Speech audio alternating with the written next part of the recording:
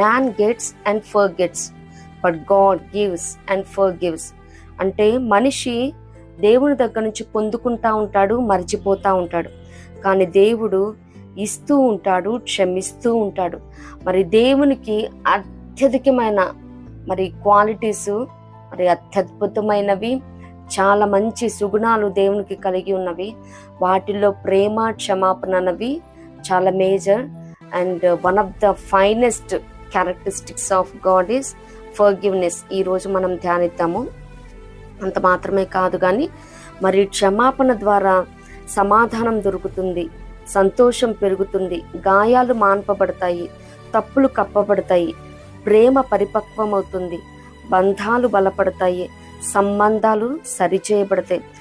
ఇటువంటి ఇంపార్టెన్స్ ఉన్న క్షమాపణ అనే మాట మీద పరిశుద్ధ గ్రంథం ద్వారా మనం కొన్ని లేఖనాల్ని